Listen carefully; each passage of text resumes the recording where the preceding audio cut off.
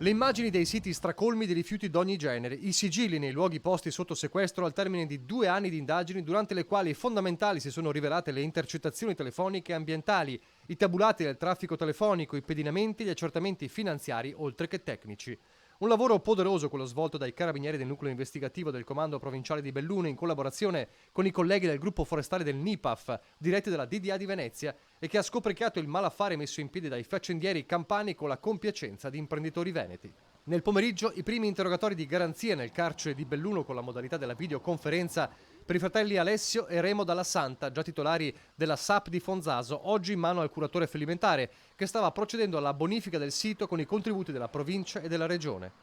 La genesi dell'indagine parte a fine 2018 all'esito dei sopralluoghi di ARPAV e Vigili del Fuoco proprio nell'impianto della SAP, dove viene riscontrato un aumento di rifiuti stoccati nell'arco temporale che va da marzo a novembre di quell'anno. L'area viene posta sotto sequestro e gli accertamenti consentono di ottenere significativi collegamenti tra i fratelli Dalla Santa e un gruppo di intermediari campani collegati alla criminalità, alcuni anche in odore di camorra.